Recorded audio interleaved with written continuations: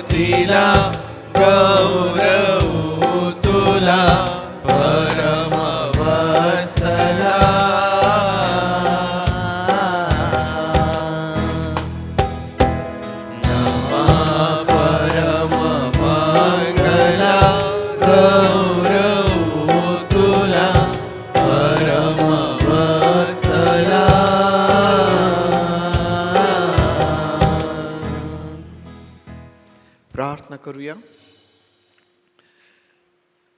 पवित्र आणि प्रेमळ परमेश्वर देव बापा, आम्ही तुझे मनापासून आभार मानतो, तुझी स्तुती करतो, तुझ्या नावाला धन्यवाद देतो. प्रभूजी, मागील आठवडाभर तू आम्हा प्रत्येकाचा सांभाळ केला, आमचं संरक्षण केलंस प्रभू. तू आमची काळजी घेतलीस, आमची प्रत्येक गरज तू पूर्ण केलीस प्रभू. आमच्या जाण्या येण्यामध्ये तू आमच्या सोबत होतास परमेश्वर देव बापा. मागील आठवडा तू आम्हा सर्वांसाठी आशीर्वादाचा केलास प्रभूजी, त्यासाठी आम्ही तुझे मनापासून आभार मानतो प्रभू. आम्ही तुझी स्तुती करतो आणि तुझ्या नावाला आम्ही उंचावितो पवित्र देव बापा. प्रभूजी, आम्ही तुझं आभार मानतो या सुंदर संधीसाठी प्रभूजी. आजचा पवित्र वार तू आम्हास दिला, तुझी भक्ती करण्याकरिता तुझ्या भक्ती मंदिरामध्ये तू आम्हास घेऊन येत आहेस. मनापासून आम्ही तुझे आभार मानतो, तुझ्या नावाला धन्यवाद देतो प्रभूजी. परमेश्वर देव बापा, तुला हवी तशी भक्ती करण्याकरिता तू आमचं सहाय्य कर प्रभू. देव बापा, आम्हा प्रत्येकावरती दया कर, आमची क्षमा तू कर, आम्हास तू शुद्ध कर पवित्र देव बापा. तुझ्या उपस्थितीमध्ये, तुझ्या त्या मोकळीकतेमध्ये परमेश्वर देव बापा तू आज आम्हास चालव आणि परमेश्वर देव बापा तुझं मोठं काम तू आमच्या जीवनात कर. आम्ही जेव्हा तुझ्या उपस्थितीमध्ये येतो तू आम्हास नवीन करतोस प्रभू. आम्हाला शारीरिक दृष्टीने, आम्हाला मनाने, आम्हाला आध्यात्मिक दृष्टीने पवित्र देव बापा तू नवीन करतोस आणि म्हणून आम्ही तुझे मनापासून आभार मानतो, तुझी स्तुती करतो देव बापा, तुला गौरवितो. आज पुन्हा एक वार तुझं ते अद्भुत काम आम्हा प्रत्येकाच्या जीवनामध्ये तू कर पवित्र देव बापा. जी तुझी लेकरं मार्गात आहेत त्यांना देखील सुखरूप घेऊन ये पवित्र देव बापा. तुझ्या लेकरांना या भक्तीच्या वेळेमध्ये उत्तम वातावरण दे, त्यांचं येणं परत जाणं सुरक्षित आशीर्वादित तू कर प्रभूजी. देव बापा, आमचे प्रियजन दुखणाईत आहेत, बिछाण्यावर आहेत, अशांचीही आम्ही आठवण करतो प्रभू. त्या प्रत्येकावरही तुझे हात तू ठेव, उत्तम आरोग्य दे आणि तुझ्या भक्तीकरिता तुझ्या भक्ती मंदिरामध्ये तू घेऊन ये प्रभू. आजची सर्व भक्ती आम्ही तुझ्या हातांमध्ये सोपवितो, तुझे मनापासून आभार मानतो आणि प्रार्थना आमचा प्रभू येशूच्या नावात मागतो म्हणून तू ऐक. आमेन आमेन. बसूया आपण.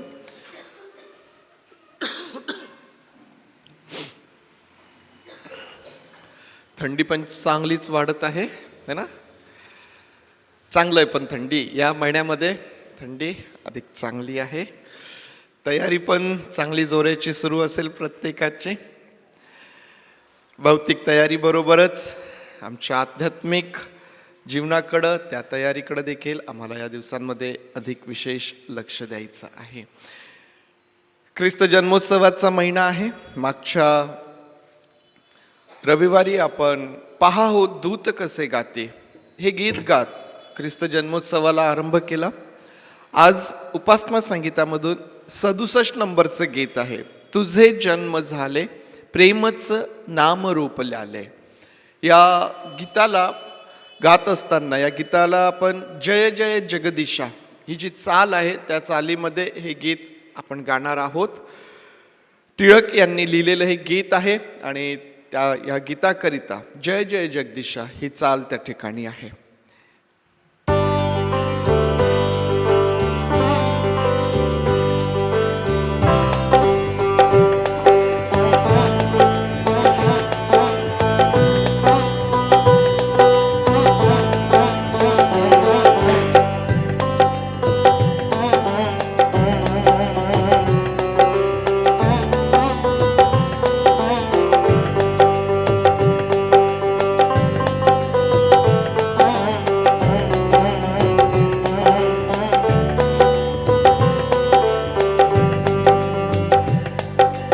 तुझे जन्म झाले प्रेमच नाव रूपल्याले, नाम रूपल्याले धावत घरोघरी आले, घरोघरी आले जगाचे दैन्यलया गेले, दैन्यलया गेले जग हे नवेपणी नटले, नवेपणी नटले दूरचे जवळ तुवा केले, जवळ तुवा केले तुझे तू अलिंगून धरिले, अलिंगून धरिले राहू दे असेच धरिलेले, असेच धरिलेले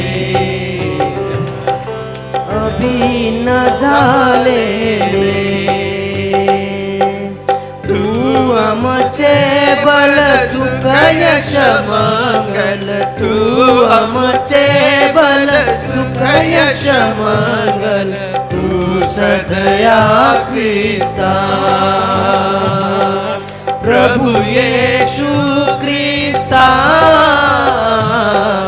आमुचे जीवन तू नाथा, तुझे जन्म झाले प्रेमच नाव रूपल्याले, तुझे जन्म झाले प्रेमच नाव रूपल्याले. फार सुंदर रीतीने टिळक प्रभू येशू ख्रिस्ताच्या जन्माविषयी म्हणतात की तुझे जन्म झाले प्रेमच नाम रूपले आले है ना. देवाने जगावर एवढी प्रीती केली, प्रभू येशू ख्रिस्त या जगामध्ये आला आणि परमेश्वराचं प्रेम तुमच्यावर आणि माझ्यावर किती अगाध अशा प्रकारचं आहे याची ओळख, याची जाणीव त्याने तुम्हाला आणि मला करून दिलेली आहे. आणखीन एक गीत गाऊया, आला जगात आला हा दुनिया बनाने वाला गजसंग्रहातले गीत आहे. यावेळेस आपण सर्वजण मिळून गाऊया, आला जगात आला.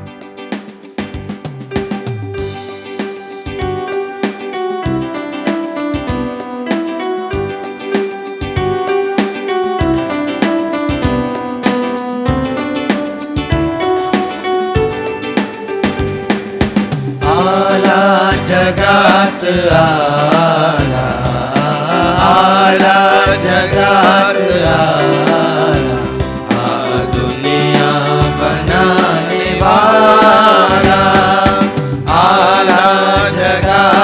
आला, आला जगात आला, हा दुनिया बनाने वाला. सोडून स्वर्ग सुख गणदूत देवलोक, सोडून स्वर्ग सुख गणदूत देवलोक, झाला गरीब झाला, झाला गरीब झाला, हा दुनिया बनाने वाला. आला जगात आला, आला जगात आला, हा दुनिया बनाने वाला. येशू हे नाम त्याला लाभे जगतपतीला, येशू हे नाम त्याला लाभे जगतपतीला. तारावया जगाला, तारावया जगाला, हा दुनिया बनाने वाला. आला जगात आला, आला जगात आला, हा दुनिया बनाने वाला. ये जन्म गो गवानी बेतलेम गावनामी, घे जन्म गो गवानी बेतलेम गावनामी. इमानुएल आला, इमानुएल आला, हा दुनिया बनाने वाला. आला जगात आला, आला जगात आला, हा दुनिया बनाने वाला. हो जगात शांती मनुजावरी कृपाती, हो जगात शांती मनुजावरी कृपाती. जयकार भूपतीला, जयकार भूपतीला, हा दुनिया बनाने वाला. आला जगात आला, आला जगात आला, हा दुनिया बनाने वाला. पापांधकार दाट पाप्या दिसेन वाट, पापांधकार दाट पाप्या दिसेन वाट. द्याया प्रकाश आला, द्याया प्रकाश आला, हा दुनिया बनाने वाला. आला जगात आला, आला जगात आला, हा दुनिया बनाने वाला. जय ख्रिस्त येशू बोला, या नादवा भूगोला. जय ख्रिस्त येशू बोला, या नादवा भूगोला. आला जगात आला, आला जगात आला, हा दुनिया बनाने वाला.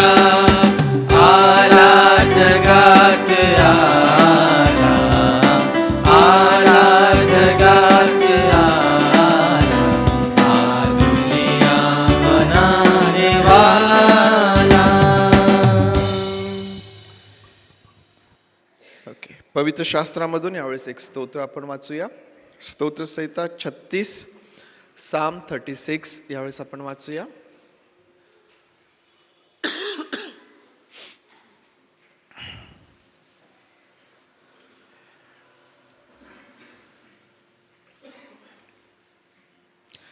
स्तोत्रसंहिता 36 दावीद राजाने लिहिलेलं हे स्तोत्र आहे, ज्यामध्ये तो असं म्हणतो की दुर्जनाच्या मनातून अधर्माचा ध्वनी निघत असतो.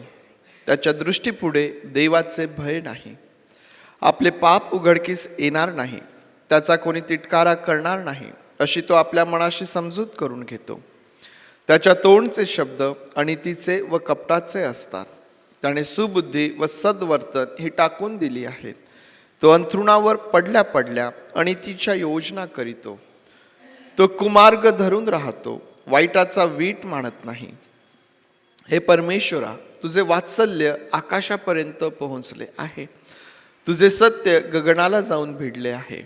तुझे नीतिमत्व महान पर्वतांसारखे आहे. तुझे निर्णय अथांग महासागरासारखे आहेत. हे परमेश्वरा, तू मनुष्य व पशु यांचा प्रतिपाळ करतोस. हे देवा, तुझे वात्सल्य किती अमोल आहे. मानव जाती तुझ्या पंखाच्या छायेचा आश्रय करीते. तुझ्या घरातील समृद्धीने त्यांची तृप्ती होईल आणि तू आपल्या सुखाच्या नदीचे पाणी त्यांना पाजशील. कारण जीवनाचा झरा तुझ्या जवळ आहे. तुझ्या प्रकाशाने आम्ही प्रकाश पाहतो. तुला ओळखणाऱ्यास तुझे वात्सल्य, सरळ मनांच्यास तुझे नीतिमत्व लाभू दे. गर्विष्ठांचा पाय मला न तुडव, दुर्जनांचा हात मला हाकून न लाव. पहा, दुष्कर्म करणारे तेथे पडले आहेत. त्यांना लोटून दिले आहेत, त्यांच्याने उठवणार नाही. परमेश्वर देवा, ही वचने आपणासाठी आशीर्वादाची करोत. स्तोत्रसंहिता 36 ज्यामध्ये पुन्हा एक वार दावीद राजा जो आहे देवाच्या अढळ प्रेमाबद्दल तो यामध्ये बोलत आहे. देवाचं अढळ प्रेम जे मनुष्यावरती आम्हाला दिसून येतं. परमेश्वर देव जो आपल्या सृष्टीवरती जे सर्व काही त्याने निर्माण केलेलं आहे त्यावरती प्रीती करणारा परमेश्वर आहे. आणि म्हणून दावीद असं म्हणतो की तू मनुष्य आणि पशु यांचा प्रतिपाळ करतोस. तू त्यांचा सांभाळ करतोस. तू त्यांची काळजी घेतोस. तू त्यांचा पुरवठा करतोस. परमेश्वर देव ज्याने आम्हाला उत्पन्न केलेलं आहे तो परमेश्वर देव आम्हावरती प्रेम करणारा, आम्हावरती प्रीती करणारा परमेश्वर आहे. त्याचं अगाध प्रेम जे आहे ते दावीद या स्तोत्रामधून आमच्या समोर ठेवण्याचा प्रयत्न करतो. आणि म्हणून यामध्ये तो वारंवार या गोष्टींचा उल्लेख करतो की तू त्यांना सुखाच्या नदीचं पाणी पाजशील. तो म्हणतो की जीवनाचा झरा तुझ्या जवळ आहे. तुझ्या प्रकाशाने आम्ही प्रकाशित होतो. परमेश्वर देव जो आम्हावरती प्रेम करणारा परमेश्वर आहे तो आमच्या जीवनामध्ये ह्या गोष्टी करणार आहे. सुखाच्या नदीचं पाणी कसं असेल बरं? ते किती फिल्टर लागलेले असतील त्याला. प्रियांनो, आमच्या विचारांपलीकडे ते आहे, आमच्या कल्पनांपलीकडे ते आहे. परमेश्वर देवाचं प्रेम, त्याचं अगाध प्रेम हे आम्हाला आमच्या शब्दांमध्ये व्यक्त करण्यापलीकडे आहे. परंतु हे ते दिवस आहेत की ज्या दिवसांमध्ये जेव्हा तुम्ही आणि मी ख्रिस्त जन्मोत्सवाकडे वाटचाल करीत आहोत, ज्यावेळेस प्रभू येशू ख्रिस्ताच्या येण्याचा आनंद आपण साजरा करण्याकडे वाटचाल करीत आहोत, पुन्हा एकदा आम्हाला ख्रिस्ताचं ते जे प्रेम आहे, देवाचं जे प्रेम आहे, आम्हाला अनुभवण्याची ही सुंदर संधी आमच्या जीवनामध्ये आहे. आणि ज्यावेळेस आम्ही हे प्रेम आमच्या जीवनामध्ये अनुभवतो, आमच्याकडून ही अपेक्षा केल्या जाते की आम्ही आमच्या जीवनाचं समर्पण त्याला करावं. कारण जर आम्ही अनितीमध्ये असलो, ज्या प्रकारे दावीद या स्तोत्राची सुरुवात करतो, दुर्जनांच्या माध्यमातून, दुर्जनाच्या मनातून अधर्माचा ध्वनी निघत आहे, त्यांच्या दृष्टीपुढे देवाचे भय नाही. जर देवाचं प्रेम अनुभवल्यानंतरही आम्ही देवाचं भय जर आमच्या जीवनात नाही, तर मग शेवटच्या वचनामध्ये जसं सुरुवात त्याने केली की दुर्जनाच्या मनातून अधर्माचा ध्वनी निघत असतो, शेवट देखील तो कसा करतो की दुष्कर्म करणारे तेथे पडले आहेत, त्यांना लोटून दिले आहेत, त्यांच्याने उठवणार नाही. परंतु या मधला जो वेळ आहे ज्यामध्ये तुम्हाला आणि मला संधी आहे की आम्ही देवाचं प्रेम अनुभवावं आणि त्या प्रभू ख्रिस्ताला आमच्या जीवनाचं समर्पण आम्ही करावं. परमेश्वर देव बाप ही वचने आपणा सर्वांसाठी आशीर्वादाची करू. जो परमेश्वर देव आम्हावरती अगाध अढळ अशा प्रकारचं प्रेम करतो, त्या प्रभू परमेश्वराला आपल्या ओठांचं स्तुतिरूपी फळ यावेळेस आपण सादर करूया. कपल क्वायर सोबत आज काही गीतांच्या द्वारे परमेश्वर देव बापाची स्तुती आपण करूया. यावेळेस कपल क्वायर पुढे येईल आणि त्यांच्या सोबत परमेश्वर देव बापाला आपल्या स्तुतीचा यज्ञ आज आपण सादर करूया. ख्रिस्त जन्मोत्सवाच्या दिवसांमध्ये आपण प्रवेश करत आहोत. परंतु हा नाताळ आणि हे नवीन वर्ष जगातील लोकांना आपल्याला कसं सांगता येईल हे महत्त्वाचं आमच्या जीवनासाठी आहे.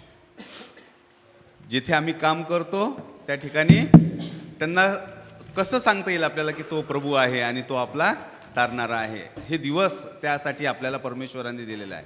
ह्या महिन्यामध्ये आपण त्यांना जाऊन सांगितलं तर आपल्याला कुठल्याच प्रकारचा विरोध या जगामध्ये होत नाही, कारण देवाने आपल्यासाठी तशी सोय करून ठेवलेली आहे. आणि आजच्या दिवसासाठी परमेश्वराच्या नावाला धन्यवाद देऊया की आपण ख्रिस्त जन्मोत्सवाच्या त्या परमेश्वराच्या सानिध्यामध्ये आपण जात आहोत. आणि वचन सांगतं की स्वर्ग सुख सोडून प्रभू येशू ख्रिस्त ह्या जगामध्ये आला आणि त्याच्या कम्फर्ट झोनमधून तो आमच्याकरिता आला. ह्या जगात आपल्याला आमचं तारण व्हावं ही त्याची इच्छा होती. म्हणून स्तोत्रसंहिता 110 आणि पहिल्या वचनामध्ये असं लिहिलेलं आहे, दावीद राजा म्हणतो की माझ्या प्रभूला परमेश्वराने सांगितले की माझ्या शेजारी येऊन बस, जोपर्यंत त्या शत्रूचा नाश होत नाही तोपर्यंत. म्हणजे परमेश्वराची योजना होती आमच्या जीवनाविषयी की आमचं तारण झालं पाहिजे. आपण काही गीत गाणार आहोत, देवाची स्तुती करणार आहोत, परमेश्वराच्या नावाला आपण धन्यवाद देणार आहोत. आणि प्रत्येक गीताच्या अगोदर मी तुमच्याकडे 3 गोष्टी घेऊन येणार आहे. प्रत्येक गीताच्या अगोदर एक गोष्ट घेऊन येणार आहे, छोटी छोटी आहे. आणि प्रभू येशू ख्रिस्ताचा जन्म झाला त्या ठिकाणी 12 आवाज आम्हाला ऐकायला मिळतात. लूका शुभवर्तमान 1 अध्याय आणि 2 अध्याय जेव्हा आम्ही वाचतो त्या ठिकाणी 12 आवाज आम्हाला पाहायला मिळतात. तर प्रत्येक गीतांच्या अगोदर 3 आवाज आपण ऐकणार आहोत. पहिला आवाज आहे जखऱ्या याजकांचा आवाज आहे आणि त्यांचा आवाज जो होता तो अविश्वासाचा आवाज होता. दुसरा आवाज होता मरियेचा आवाज होता. तिचा आवाज कसा होता? आश्चर्याचा आवाज होता. आणि तिसरा आवाज आम्हाला पाहायला मिळतो अलिशिबेचा आवाज आहे. तो आवाज आशीर्वादाचा आवाज होता. आपण गीतांकडे जाऊया आणि गीत गाऊया. थवा दूतांचा, जेव्हा दूतांचा थवा जमला तेव्हा त्यांनी शुभवर्तमान लोकांना सांगितलं. आपण गीत गाऊया.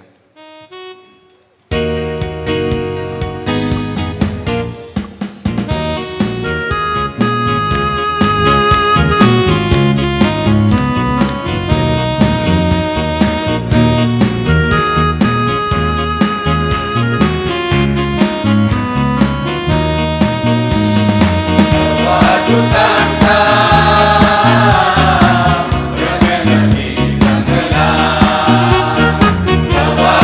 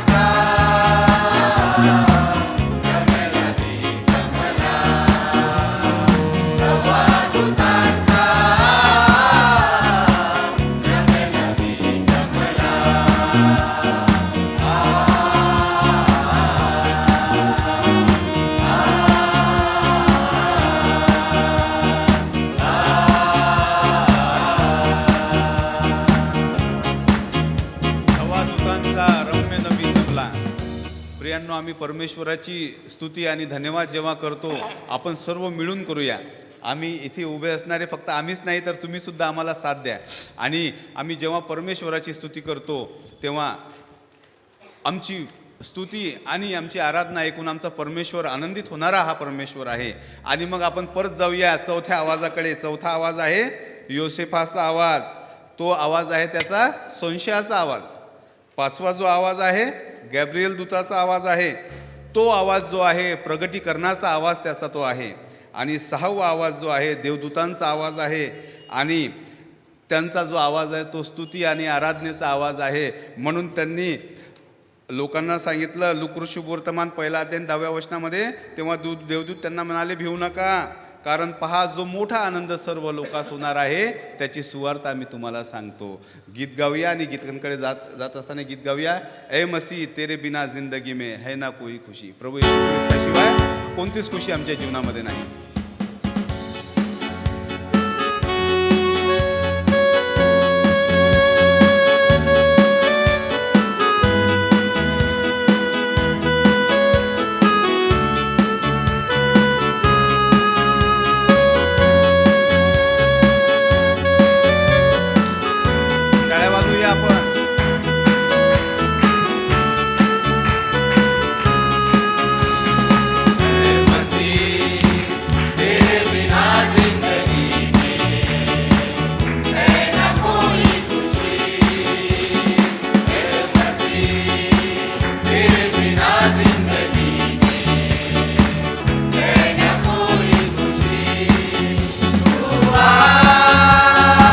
मेरे दिल में समा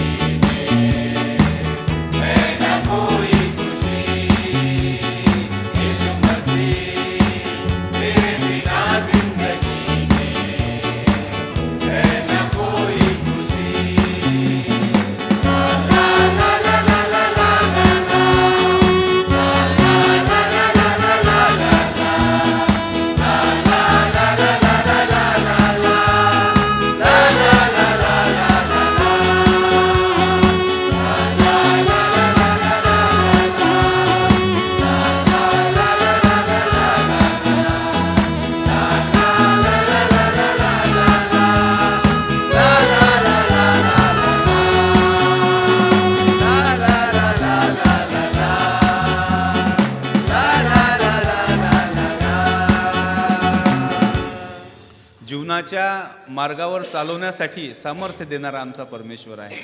आणि येशू ख्रिस्ताशिवाय, प्रभूशिवाय आमच्या जीवनामध्ये कुठलाही आनंद मोठा नाही. म्हणून गीत गाऊया नाताळ आला. पण त्या अगोदर परत 3 आवाज आपण ऐकणार आहोत. आणि 7वा जो आवाज आहे तो मेंढपाळांचा आवाज आहे. आणि मेंढपाळांचा आवाज तो आहे तो विश्वासाचा आवाज आहे प्रियांनो. 8वा जो आवाज आहे तो शिमोनाचा आवाज आहे. आणि हा जो शिमोन होता शास्त्रामध्ये लिहिलेला हा नीतिमान आणि भक्तिमान पुरुष होता. आणि त्याचा तो आवाज आहे तो शांतीचा आवाज आहे. आणि 9वा जो आवाज आहे तो हन्नाचा आवाज आहे. आणि हन्नाचा आवाज जो आहे तो धन्यवादाचा आवाज आहे. गीत गाऊया नाताळ आला. धन्यवाद देत गीत गाऊया आणि टाळ्या वाजवूया प्रियांनो.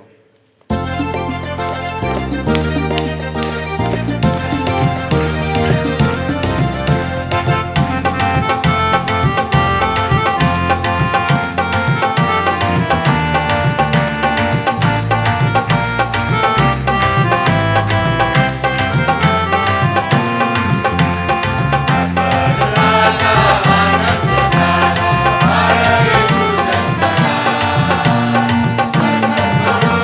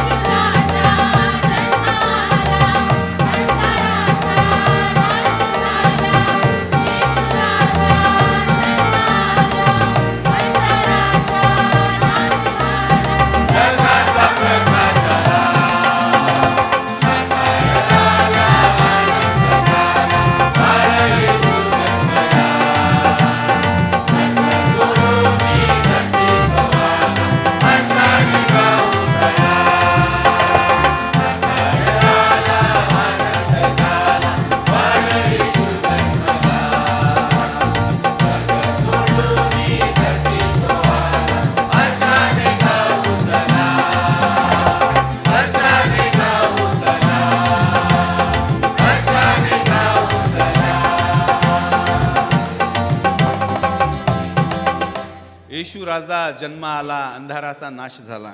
शास्त्र असं सांगतं की अंधारात चालणाऱ्या लोकांनी मोठा प्रकाश पाहिला आणि मृत्यूछायेच्या प्रदेशात वसणाऱ्यांवर प्रकाश पडला आहे.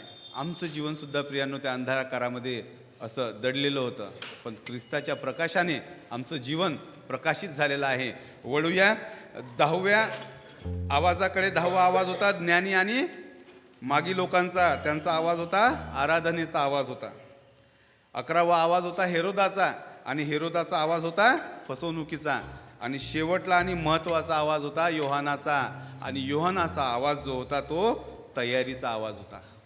पश्चाताप करा कारण स्वर्गाचं राज्य जवळ आलेलं आहे. हे 12 जे आवाज आहेत ते प्रियांनो आमच्या जीवनामध्ये ख्रिस्ताच्या जन्मासंबंधाने परमेश्वराने दिलेले एक अद्भुत शिक्षण आहे प्रियांनो. आणि ह्या आवाजाचं महत्त्व आमच्या जीवनासाठी खूप महत्त्वाचं आहे प्रियांनो.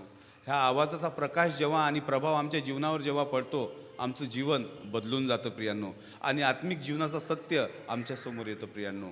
गीत गाऊया, आणि गीत गात असताना आपण गीत गाऊया, या चला जाऊ, या चला जाऊ रे, आणि दर्शन येशूची घेऊ.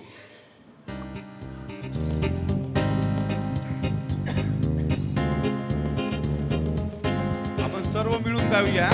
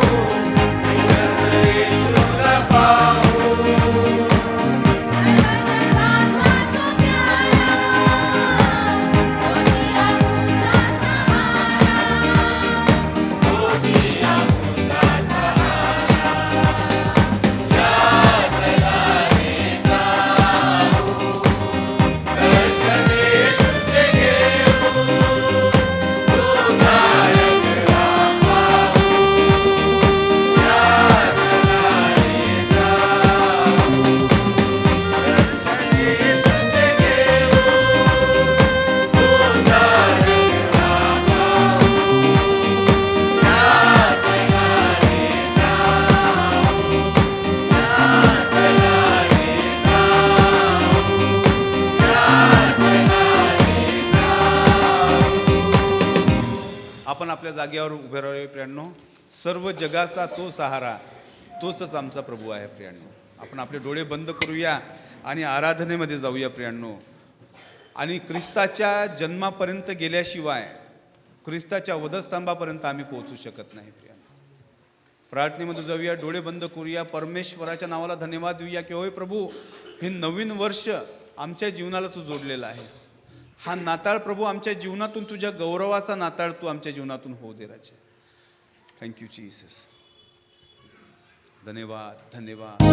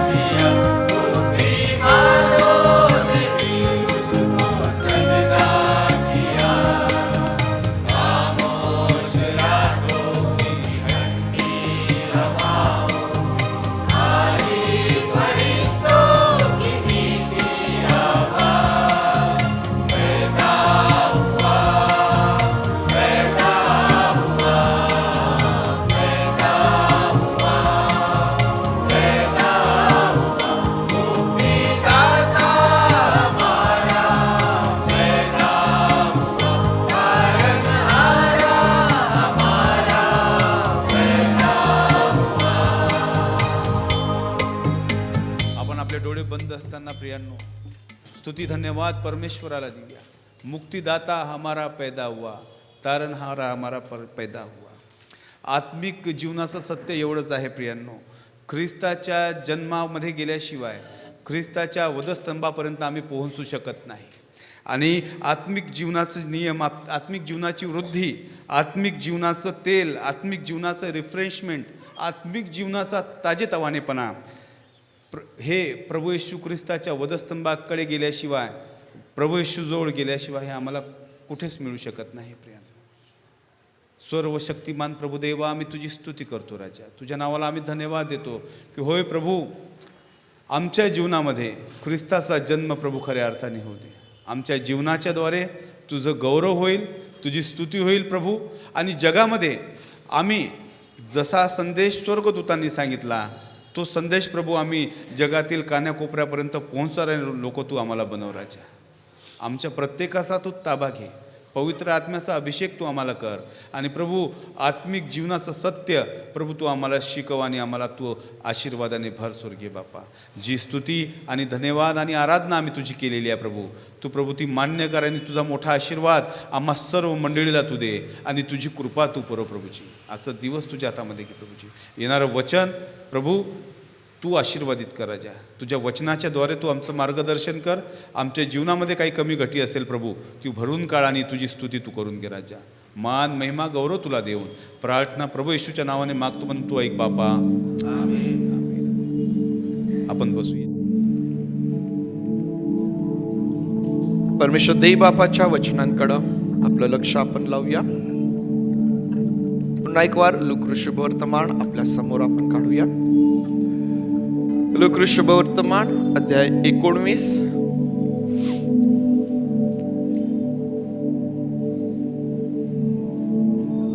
आणि त्यातून वचन 9 आणि 10 आपण वाचूया. लूका शुभवर्तमान अध्याय 19 वचन 9 आणि 10. येशूने त्याला म्हटले, आज या घराला तारण प्राप्त झाले आहे, कारण हाही अब्राहमाचा पुत्र आहे. कारण मनुष्याचा पुत्र हरवलेले शोधण्यासाठी व तारण्यास आला आहे. परमेश्वर देव बाप ही वचने आपणासाठी आशीर्वादाची करोत. प्रार्थना करूया. पवित्र देव बापा, तुझ्या वचनांकडं आम्ही आमचं लक्ष लावत आहोत प्रभू.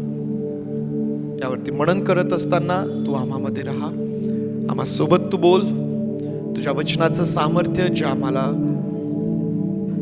नवीन करतं, जे आमचं सुधारणूक करतं, शारीरिक आत्मिक रोग बरे करतं प्रभूची, ते तुझ्या वचनाचं सामर्थ्य आम्हावरती तू ओत, सहाय्य कर आणि तुझं गौरव तू करून घे प्रभू. आम्ही सर्वस्वी तुझ्या अधीन होतो आणि प्रार्थना आमचा प्रभू येशू याच्या नावात मागतो म्हणून तू ऐक. आमेन. मागच्या रविवारला आपण या शास्त्र भागाला सुरुवात केली आणि आम्ही मनन करत आहोत की प्रभू येशू ख्रिस्त या जगामध्ये कशासाठी आला. हा महिना ज्यामध्ये ख्रिस्त जन्मोत्सवाचा आनंद आपण साजरा करीत आहोत. प्रभू येशू ख्रिस्त या जगामध्ये आला आणि त्याच्या येण्याचा आनंद आपण साजरा करीत आहोत. परंतु तो का आला आणि त्याचा माझ्या जीवनावरती काय परिणाम होतो, जोपर्यंत हे आम्हाला समजत नाही, त्याची जाणीव जोपर्यंत आम्हाला होत नाही, तोपर्यंत हा जो आनंद आहे हा अंतःकरणापासून पुष्कळदा त्या ठिकाणी साजरा होत नाही. आणि म्हणून या महिन्यामध्ये आपण विचार करत आहोत की प्रभू येशू ख्रिस्त या जगामध्ये कशासाठी आला. त्याने स्वतःहून आम्हाला सांगितलं. काय सांगितलं त्याने? की मनुष्याचा पुत्र हरवलेले शोधण्यासाठी आणि तारण्यासाठी या जगामध्ये तो आला. प्रभू येशू ख्रिस्त स्वतः त्याच्या येण्याचा उद्देश काय आहे, तो या जगामध्ये का आला, हे तो या ठिकाणी सांगत आहे. या शास्त्र भागाचा किंवा या विषयाचा जो पहिला भाग आहे, ज्यामध्ये प्रभू येशू ख्रिस्त म्हणतो की तो हरवलेले शोधण्यासाठी, यावरती आपण मागच्या रविवारी मनन केलेलं आहे. प्रभू येशू ख्रिस्त हरवलेले शोधण्यासाठी या जगामध्ये आला. आणि मग आम्ही त्यावरती मनन केलं की हरवलेले म्हणजे काय आहे. त्याचे 2 प्रकार आम्ही पाहिलेत. जे हरवलेले आहेत त्यांची अवस्था काय असते, त्यांची स्थिती काय असते, त्यावरती देखील आपण मनन केलं. आणि आम्ही यावरती देखील विचार केला की का बरं प्रभू येशू ख्रिस्त हरवलेल्यांना शोधण्यासाठी या जगामध्ये आला, त्याचं कारण काय, त्याचं महत्व काय. आणि मग आम्ही त्याला संपवत असताना प्रभू येशू ख्रिस्त कसा शोध घेतो याकडं आपण लक्ष त्या ठिकाणी दिलं होतं. आज जो दुसरा भाग त्याचा आहे, हरवलेले शोधण्यासाठी आणि तारण्यासाठी या जगामध्ये तो आला. आज जो दुसरा भाग आहे की तारण करण्यासाठी, तारण्यास प्रभू येशू ख्रिस्त या जगामध्ये तो आलेला आहे. आता तारण हा विषय काही आमच्यासाठी नवीन नाही. आमच्या आध्यात्मिक जीवनाची सुरुवात ही तारणामध्ये आम्हाला दिसून येते. तारण आम्हाला माहिती आहे की ही मनुष्याची पहिली गरज आहे ना. आमची पहिली गरज काय आहे? काय आहे आमची पहिली गरज है ना? मूलभूत गरजा आम्हाला माहिती आहे. आम्हाला छान पोटभर जेवण पाहिजे, चांगलं घर आम्हाला पाहिजे, आनंद साजरा करत असताना आम्हाला चांगले कपडे पाहिजेत. चांगली गोष्ट, ह्या मनुष्याच्या गरजा आहेत आणि त्या उत्तमातील उत्तम आम्हाला असाव्यात, यामध्ये काहीही वाईट नाही. परंतु या सर्व गोष्टी ज्या आहेत ना, ह्या आमच्यासाठी दुय्यम असायला पाहिजे. प्रभू येशू ख्रिस्त ना आमच्यासाठी फार महत्वाचं आहे की आम्ही पहिल्याने देवाचं राज्य, त्याचं नीतिमत्व, त्याची धार्मिकता मिळवणारे असावेत. प्रथम आमच्या जीवनामध्ये आमचं आध्यात्मिक जीवन आहे, आमचं तारण आहे प्रियांनो. आणि मग त्यानंतर या जगातल्या ज्या गोष्टी आहेत त्या आम्हाला आमच्या जीवनामध्ये दिसून येतील. आणि म्हणून आम्हाला माहित आहे की तारण जे आहे ना ते आमच्यासाठी फार महत्वाचं आहे. ती आमची पहिली गरज आहे. प्रभू येशू ख्रिस्त हरवलेले कशाकरिता शोधतो? त्यांचं तारण करण्यासाठी. शोधण्यामागचा उद्देश काय आहे? तारण करणे हा त्याच्या मागचा उद्देश आहे. प्रभू येशू ख्रिस्त शोधत आहे, हरवलेले शोधत आहे. आणखीन एक जण शोधत आहे. कोण शोधत आहे? सैतान देखील शोधत आहे ना. गर्जणाऱ्या सिंहासारखा कोणाला गिळावं हे तो शोधित फिरत आहे. प्रभू येशू ख्रिस्त शोधतो ते यासाठी की आमचं तारण करावं. सैतान देखील शोधतो कशासाठी? आमचा नाश करावा याकरिता. मग आता कोण जिंकेल किंवा आम्ही कोणाला सापडतो त्यावरती अवलंबून आहे की आमच्या जीवनामध्ये काय असणार आहे. कठीण आहे का समजायला? कठीण आहे का? प्रभू येशू ख्रिस्तही शोधत आहे, सैतानही शोधत आहे. प्रभू येशू ख्रिस्तही हरवलेल्यांना शोधत आहे, सैतानही शोधत आहे. एक शोधतो ते तारणासाठी, सार्वकालिक जीवन मिळावं यासाठी. एक शोधतो नाश करण्यासाठी. मग या रेसमध्ये जो जिंकेल, आम्ही किंवा हरवलेले ज्याला सापडणार त्याच्या जीवनामध्ये त्याचा उद्देश पूर्ण होणार. जर आम्ही प्रभू येशू ख्रिस्ताला सापडलो तर आमचं तारण आहे. जर आम्ही सैतानाला सापडलो तर मग नाश त्या ठिकाणी आहे. सापडणे ज्याला आम्ही दुसऱ्या शब्दांमध्ये म्हणू शकतो की प्रतिसाद देणे. सापडणे ज्याला आम्ही असं म्हणू शकतो प्रतिसाद देणे, ऐकणे किंवा स्वीकारणे. तुम्ही आणि मी कोणाला सापडतो हे समजणं कठीण आहे, परंतु हे समजणं सोपं आहे की आम्ही कोणाला प्रतिसाद देतो. प्रभू येशू ख्रिस्त आमच्या जवळ आहे. तुम्ही तुम्हाला मागच्या वेळेस संपत असताना सांगितलं की तो कसा शोधतो? तो आमच्या जवळ येतो. तो जक्कयाच्या जवळ आला आणि त्याने जक्कयाला हाक मारली आणि जक्कयाने त्याची हाक ऐकली. जक्कयाने त्याचं स्वागत त्याच्या घरामध्ये केलं. प्रभू येशू ख्रिस्त आमच्या जवळ येतो आणि तो आम्हाला हाक मारतो.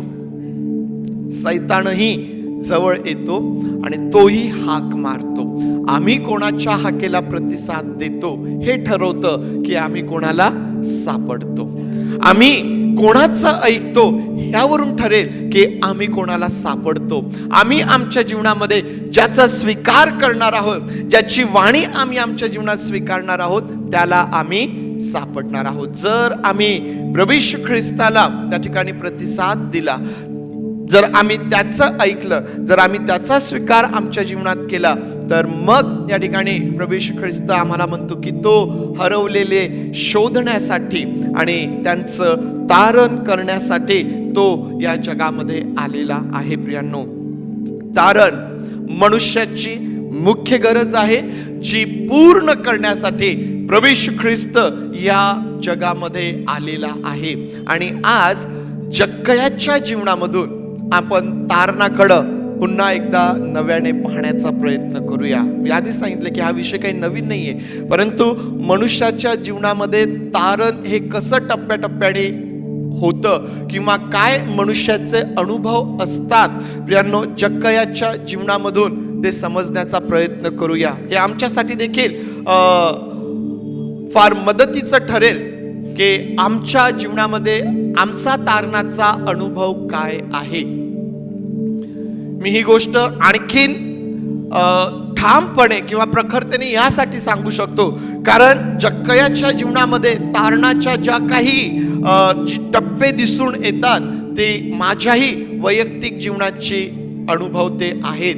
तुमचा तारणाचा वैयक्तिक अनुभव काय आहे हे तुम्हाला देखील यामधून समजून घेता येईल आणि त्याद्वारे आम्हाला आमच्या जीवनामधून या तारणाला आम्हाला चालता येईल. आणि म्हणून तारणामध्ये जो पहिला टप्पा आम्हाला दिसून येतो मनुष्याच्या जीवनामध्ये, ज्यावेळेस आम्ही जक्कयाकडे पाहतो, जक्कय काय करतो, काय काम आहे त्याचं, तो जकातदार आहे. जकातदार ही त्याची ड्युटी, ही त्याची जबाबदारी आहे. आणि हे काम तो करत असताना काय वाटतं तुम्हाला, तो कसा असेल, श्रीमंत असेल की गरीब असेल? श्रीमंत आहे, तो भरपूर त्याच्याकडं आहे. लोकांकडून टॅक्स करत असताना, कर वसूल करत असताना पुष्कळदा त्या ठिकाणी फसवणूक करणारा देखील, कारण आम्हाला माहिती आहे की लोक कुरकुर करतात की हा पापी मनुष्याच्या घरी उतरायला गेला. जक्कयाकडं पाहण्याचा जो लोकांचा दृष्टिकोन आहे तो कसा आहे, हा पापी मनुष्य आहे, हा पापी मनुष्य आहे. जक्कय त्याच्या जीवनामध्ये आम्हाला एक स्थिरता आम्हाला त्या ठिकाणी पाहायला मिळेल. परंतु तारणाची वेळ जेव्हा त्याच्या जीवनामध्ये येते ना, तारणाचा जो पहिला टप्पा त्याच्या जीवनामध्ये आम्हाला दिसून येतो तो म्हणजे देवाला पाहण्याची तीव्र इच्छा त्याच्या मनामध्ये निर्माण होते. प्रभू येशू ख्रिस्ताला पाहण्याची तीव्र इच्छा निर्माण होते. प्रियांनो, हा तारणाचा पहिला टप्पा आहे की ज्या ठिकाणी ना आमच्या जीवनामध्ये एक आम्ही सर्वसाधारण जे आमचं जीवन आहे, जे आमचं रुटीन आहे, त्यामध्ये आम्ही व्यस्त असतो. आम्ही आमच्या कामामध्ये, आमच्या कौटुंबिक जीवनामध्ये आम्ही व्यस्त असतो. कदाचित सगळं काही सुरळीत चाललेलं असतं, परंतु माहित नाही काय होतं की ज्या ठिकाणी देवा संबंधाने एक तीव्र इच्छा आमच्या मनामध्ये निर्माण होते. मला देव बापासाठी काहीतरी करायचं आहे, मला त्याला पाहायचं आहे, माझ्या जीवनामध्ये मला देवाची गरज आहे, ही तीव्र इच्छा मनुष्याच्या जीवनामध्ये त्या ठिकाणी निर्माण होत असते. जक्कयाच्या जीवनामध्ये देखील आम्हाला ही परिस्थिती पाहायला भेटते की त्याला प्रभू येशू ख्रिस्ताला पाहायचा आहे आणि ही एवढी तीव्र इच्छा आहे की जी पूर्ण करण्यासाठी जक्कय झाडावर देखील चढला. त्याने हा विचार केला नाही की लोक मला काय म्हणतील, त्याने हा विचार केला नाही की लोक माझ्याकडे पाहून हसतील किंवा लोक मला काय म्हणतील, हा विचार जक्कयाने केला नाही. त्याच्या ठाई जी तीव्र इच्छा निर्माण झाली की मला प्रभू येशू ख्रिस्ताला पाहायचं आहे, त्याकरिता जक्कय जो आहे तो झाडावर चढला आणि प्रभू येशू ख्रिस्ताला त्याने त्या ठिकाणी पाहिलेलं आहे.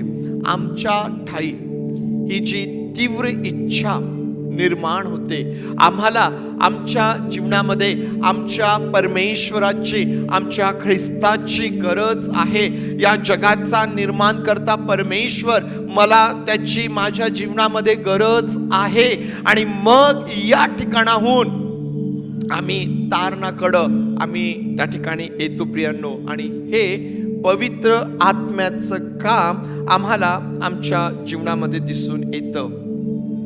हे पवित्र आत्म्याचं कार्य आम्हाला आमच्या जीवनामध्ये दिसून येतं. ही आमच्या ठाई तीव्र इच्छा कोण निर्माण करतं? कुठून आमच्या मनामध्ये ही तीव्र इच्छा निर्माण होते?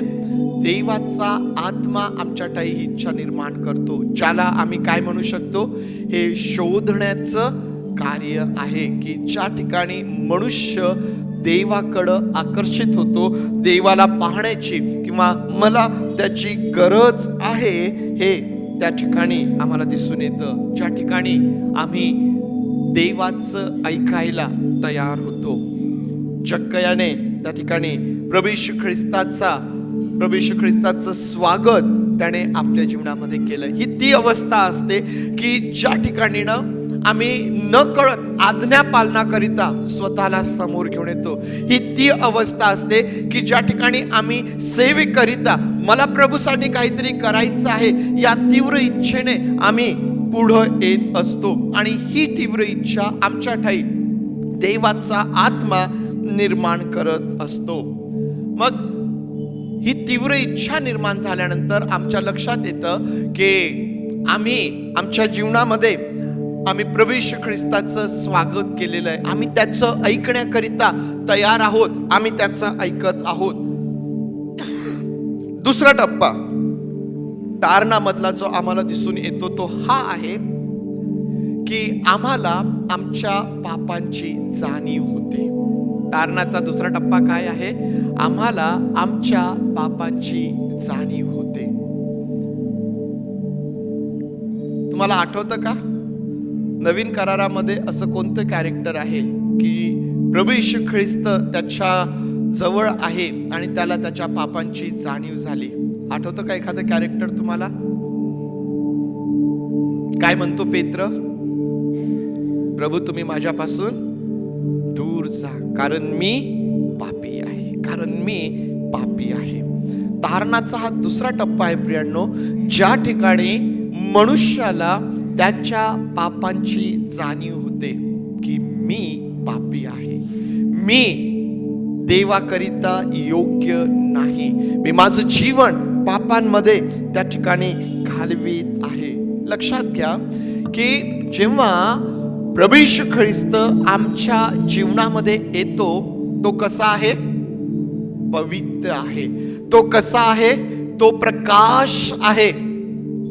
मग तो पवित्र परमेश्वर जेव्हा आमच्या जीवनामध्ये येतो प्रियांनो, जे सगळं काही अशुद्ध अशा प्रकारचं आहे ना, ते त्या ठिकाणी थांबू शकत नाही. त्याची जाणीव, तीव्र जाणीव आम्हाला होते.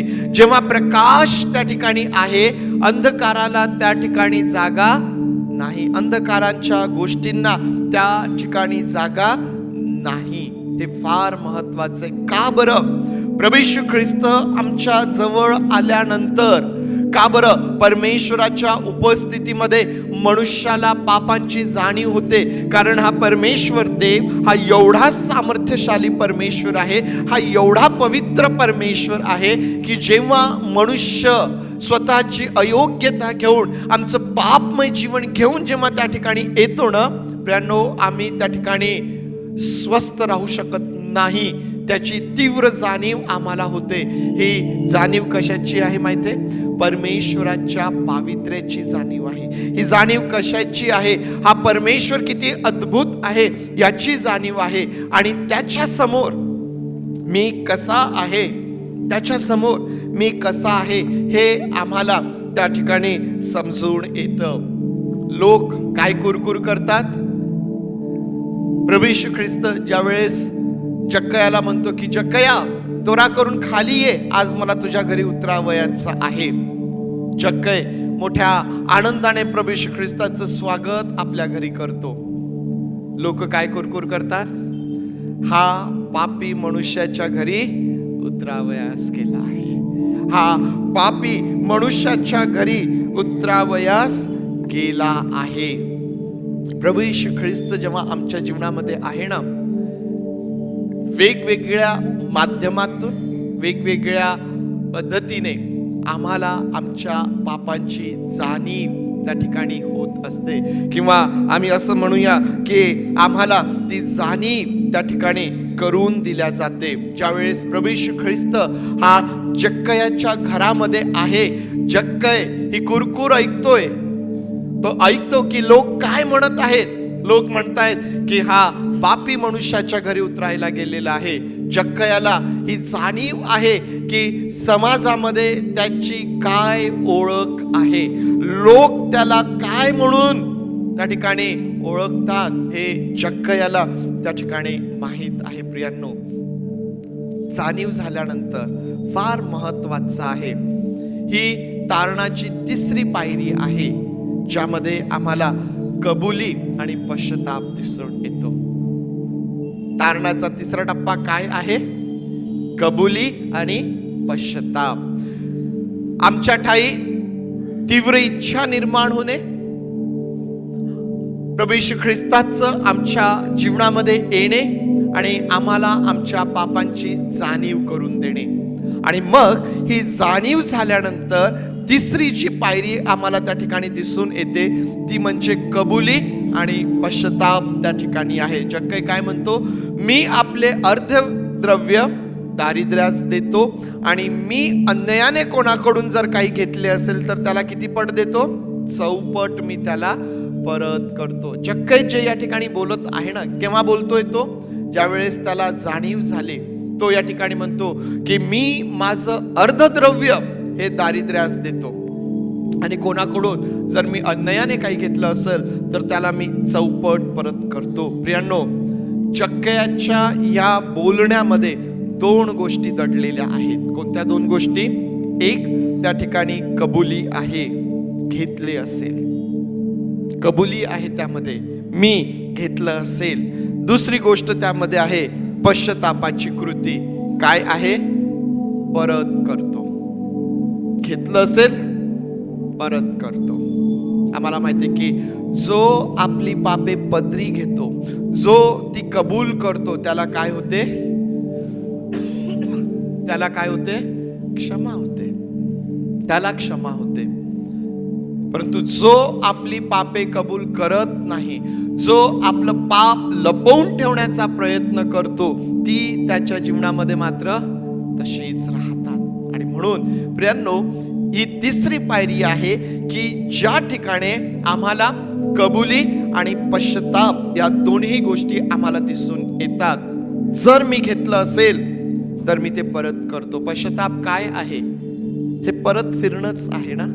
पश्चाताप काय आहे? पश्चाताप म्हणजे आम्ही केलेल्या पापांसाठी शोक करणे आणि त्यापासून मागे फिरणे, परत फिरणे, यालाच पश्चाताप म्हणतात. प्रियांनो, तुमच्या लक्षात येईल की तारणाच्या 2 बाजू आहेत. तारणाच्या 2 बाजू आहेत. एक बाजू ही दैवी बाजू आहे आणि एक बाजू ही मानवी बाजू आहे. दैवी बाजू ज्यामध्ये आम्हाला प्रायश्चित्त पाहायला मिळतं. प्रायश्चित्त म्हणजे काय? ज्यामध्ये किंमत भरून देणे आहे. मानवी बाजू काय आहे? पश्चाताप आहे. काय आहे पश्चाताप? पापांसाठी शोक आणि मागे फिरणे. ज्यावेळेस प्रभू येशू ख्रिस्त असं म्हणतो ना, मी हरवलेले शोधावयास आणि तारावयास या जगात आलो.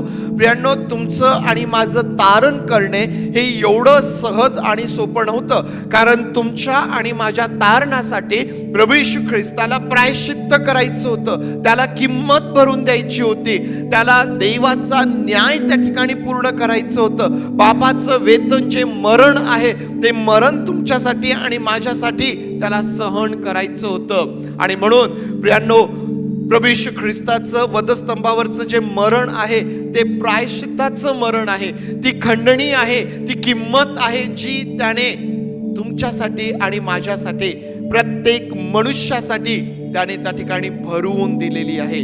दैवी बाजू जी आहे ना ती पूर्ण झालेली आहे. मानवी बाजू काय आहे? आम्हाला आमच्या पापांसाठी पश्चाताप करायचा आहे, आम्हाला आमच्या पापांसाठी शोक करायचा आहे आणि आम्हाला माग फिरायचं आहे, आम्हाला माग फिरायचं आहे. प्रियांनो, पश्चातापाचं किती मोठं महत्व मनुष्याच्या जीवनामध्ये आहे हे तुम्हाला आणि मला यावरून लक्षात येईल की बाप्तिस्मा करणारा योहान, त्याचा पहिला संदेश काय होता? पश्चाताप करा, पश्चाताप करा, मन वळवा, पश्चाताप करा. ज्यावेळेस या बाप्तिस्मा करणाऱ्या योहानाला अटक झाली, त्यानंतर प्रभू येशू ख्रिस्ताचा संदेश काय आहे? पश्चाताप करा, कारण देवाचं राज्य जवळ आलेलं आहे. ह्यावरून आम्हाला लक्षात येईल की आमच्या जीवनामध्ये हे किती महत्वाचं आहे की ज्या ठिकाणी आम्ही आमच्या पापांसाठी शोक करतो, आम्ही रडतो आणि आमच्या पापांपासून आम्ही माग फिरतो, परावृत्त होतो आणि आम्ही जी शेवटची पायरी आम्हाला त्या ठिकाणी दिसून येते ती म्हणजे आम्ही निर्णय घेतो, आम्ही त्या ठिकाणी निर्णय घेतो. हे फार महत्वाचं आहे. आमच्या जीवनामध्ये तीव्र इच्छा निर्माण झाली, प्रभू येशू ख्रिस्त आमच्या जीवनात आला, आम्हाला आमच्या पापांची जाणीव झाली, आम्ही त्यांची कबुली दिली, आम्ही त्यासाठी पश्चाताप केला आणि मग आता आम्हाला आमच्या जीवनामध्ये निर्णय घ्यायचा आहे. काय निर्णय घ्यायचा आहे? आम्हाला आमच्या स्वतःला पूर्णपणे रिक्त करून ख्रिस्ताकरिता स्वतःला द्यायचं आहे. प्रियांनो, ख्रिस्ताकरिता आम्हाला आमच्या स्वतःला रिक्त करायचं आहे. चक्क ज्यावेळेस म्हणतो ना की अर्धद्रव्य मी दारिद्र्यास देतो आणि कोणाकडून जर अन्यायाने काही घेतलं असेल तर त्याला चौपट देतो, जक्कयाकडे काय राहिलं असेल? जक्कयाकडे काय राहिलं असेल? जगाच्या दृष्टीने क्षणात रिकामी झाला ना. एक वेळ होती की फार भरगच्च आहे आणि दुसऱ्याच वेळेला आता त्याच्याकडं काहीच नाही जगाच्या दृष्टीने. परंतु जक्कयाला माहिती आहे की आता त्याच्याजवळ काय आहे?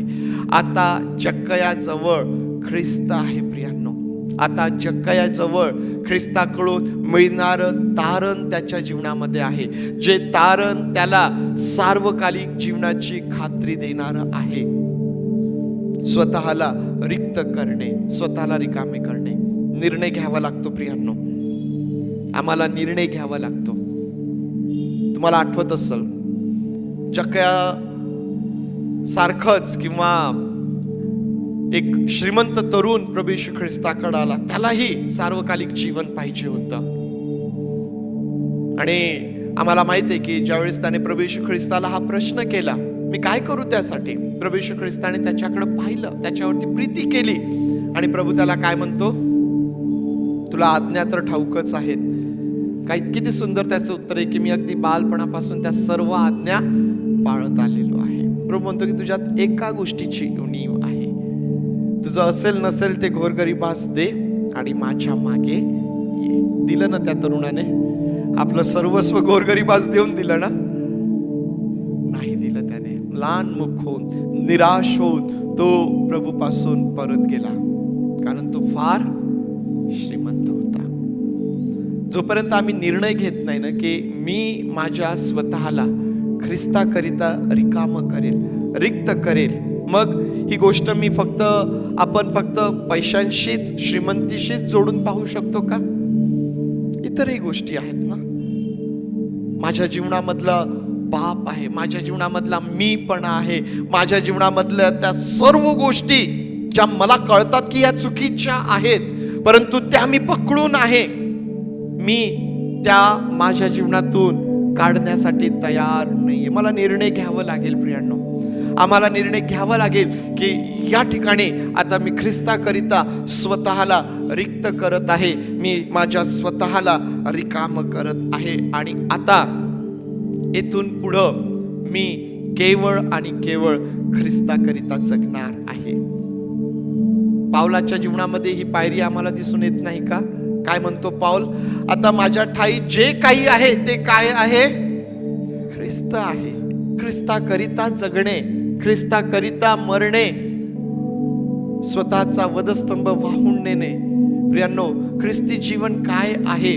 हे तारलेल्या लोकांचं जीवन आहे की जे प्रभू येशू ख्रिस्तामध्ये रूपांतरित होत आहे. तारलेले लोक कसे असतात? तारण पावलेले लोक स्वतःसाठी जगत नाही. ज्यांचं तारण झालेलं आहे ते लोक स्वतःच्या इच्छा पूर्ण करण्यासाठी जगत नाही, तर ते ख्रिस्ताच्या इच्छा पूर्ण करण्याकरिता, ख्रिस्तासारखं होण्याकरिता ते लोक जगत असतात. तारण प्रभू येशू ख्रिस्त ज्यावेळेस म्हणतो की तो हरवलेले शोधावयास व तारावयास या जगामध्ये आलेला आहे. प्रियांनो, आज आम्ही स्वतः संबंधाने हे म्हणू शकतो का की मी प्रभू येशू ख्रिस्ताला सापडलो, मी माझं तारण प्रभू येशू ख्रिस्ताने केलेलं आहे? मी हे स्वतःला म्हणू शकतो काय? जर मी असं म्हणतो की होय, माझं तारण प्रभू येशू ख्रिस्ताने केलं, तर प्रियांनो आठवा बरं, केव्हा माझ्या जीवनामध्ये या प्रभूसाठी मला त्याची गरज आहे ही तीव्र इच्छा माझ्या जीवनात निर्माण झाली? कधी मला माझ्या पापांची जाणीव झाली? कधी मी माझ्या पापांची कबुली देऊन पश्चाताप केला? आठवा बरं, कधी मी माझ्या जीवनामध्ये निर्णय घेतला की मी केवळ आणि केवळ ख्रिस्ताकरिता जगेल, इथून पुढं माझं जीवन हे ख्रिस्तासाठी असेल? आहे का आमच्या जीवनामध्ये हा निर्णय? या प्रकारचा तारणाचा अनुभव आमच्या जीवनामध्ये आहे काय? जर हा अनुभव नसेल ना, तर प्रियांनो अजूनही आम्हाला शोधण्याचं काम चालू आहे. अजूनही आम्हाला शोधण्याचं काम चालू आहे. आमच्यावरती आहे की आम्ही कोणाला प्रतिसाद देणार आहोत. जर आम्ही प्रभू येशू ख्रिस्ताला प्रतिसाद दिला, तर आज त्याचं वचन आहे की तो हरवलेले शोधावयास आणि तारावयास या जगामध्ये आला आहे. या आपले डोळे बंद करूया आणि आज जे देवबापाचं वचन आमच्याकरिता आहे, तारण जी आमची मुख्य गरज आहे, तिच्या ज्या पद्धती किंवा ज्या स्टेप्स, ज्या पायऱ्या आम्ही पाहिलेल्या आहेत, प्रियांनो आमच्या जीवनामध्ये तारण आम्हाला कसं प्राप्त झालं, आमच्या जीवनामध्ये तारणाचा काय अनुभव आहे, आपण एकदा आठवूया. कदाचित आमच्या जीवनामध्ये तारणाचा अनुभव हा वेगळ्या पद्धतीने आम्हाला आला असेल, परंतु शेवट मात्र, निर्णय मात्र एकच आहे की आता मी ख्रिस्तासाठी जगेल. हा निर्णय आमच्या जीवनामध्ये आहे काय? आम्ही आमचं जीवन ख्रिस्ताकरिता, परमेश्वराकरिता जगत आहोत काय? आम्ही आमच्या वासना, आम्ही आमची व्यसनं, आमचं पापमय जीवन, आमच्या मनातील सर्व राग, मत्सर, द्वेष, सर्व प्रकारची अशुद्धता आम्ही ही रिक्त केलेली आहे काय? आमच्या अंतःकरणातून आम्ही ती दूर केलेली आहे काय? आम्ही हा निर्णय घेतलेला आहे काय की मी प्रभू येशू ख्रिस्तासाठी जीवन जगेल? मी एक शुद्धतेचं, एक पावित्र्याचं जीवन मी जगेल. तारणामध्ये हा निर्णय फार महत्वाचा आहे, कारण ह्याद्वारे मग आम्ही प्रभू येशू ख्रिस्तामध्ये रूपांतरित केल्या जातो. आज आमच्या जीवनामध्ये रूपांतराची ही प्रक्रिया चालू आहे काय? जर हो, तर तुम्ही धन्य आहात. परंतु जर अजूनही आम्हाला आमच्या जीवनामध्ये तारण कसं झालं हे समजत नाहीये, तर आज आमच्यासाठी ही संधी असेल की ज्या ठिकाणी आम्ही म्हणू शकतो, प्रभू माझ्या जीवनामध्ये तू ये. पवित्र आत्म्या, मी तुझं स्वागत करतो, तू ये आणि मला तारणाचा अनुभव माझ्या जीवनामध्ये दे. आम्ही म्हणू शकतो, हा प्रभू विश्वासू आहे, त्याने तुमच्यासाठी प्रायश्चित्त केलेलं आहे. पश्चातापाचं मन तो तुम्हाला देणारा आहे. पश्चातापाचं हृदय तो तुम्हाला देणारा आहे. प्रभू देव बापा, ये आम्हा प्रत्येकाच्या अंतःकरणामध्ये तू ये. आणि ज्या प्रकारे तुझा सेवक दावीद म्हणतो की तारणाचा तो अनुभव मला पुन्हा दे, तो आनंद माझ्या ठाई पुन्हा निर्माण कर. आम्हा प्रत्येकाच्या ठाई तो आनंद पुन्हा निर्माण कर. पुन्हा एकदा प्रभूजी हा निर्णय घेण्याकरिता आमचं सहाय्य कर. प्रभू तू आमचं सहाय्य कर. पवित्र देव बाप्पा, आम्ही तुला धन्यवाद देतो. प्रभू आम्ही तुझी स्तुती करतो. आम्हा प्रत्येकाच्या जीवनामध्ये तारणाचा अनुभव असू दे आणि त्याद्वारे आम्हा प्रत्येकाचं जीवन तुझ्यामध्ये रूपांतरित कर. तुझ्या मनापासून आभार मानतो आणि प्रार्थना आमचा प्रभू येशू याच्या नावात मागतो म्हणून तू ऐक. आमेन. आमेन. या आपण सर्वजण उभं राहूया. प्रभूने शिकवलेली प्रार्थना करूया. हे आमच्या स्वर्गातील बापा, तुझे नाम पवित्र मानले जाव. तुझे राज्य येऊ. जसे स्वर्गात तसेच पृथ्वीवर तुझ्या इच्छेप्रमाणे हो. आमचे रोजची भाकर आज आम्हास दे. आणि जसे आम्ही आमच्या ऋण्यास ऋण सोडले आहे तसेच तो आमचे ऋणे आम्हास सोड. आणि आम्हास परीक्षेत आणू नकोस, तर आम्हास वाईटापासून सोड. कारण की राज्य, सामर्थ्य आणि गौरव हे सर्व काळ तुझेच आहेत. आमेन.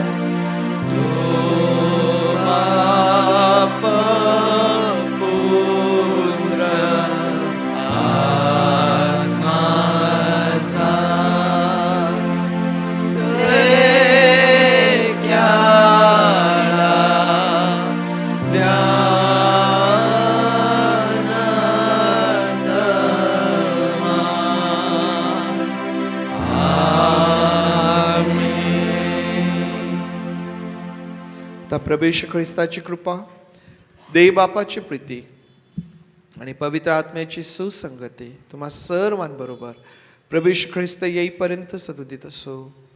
आमेन.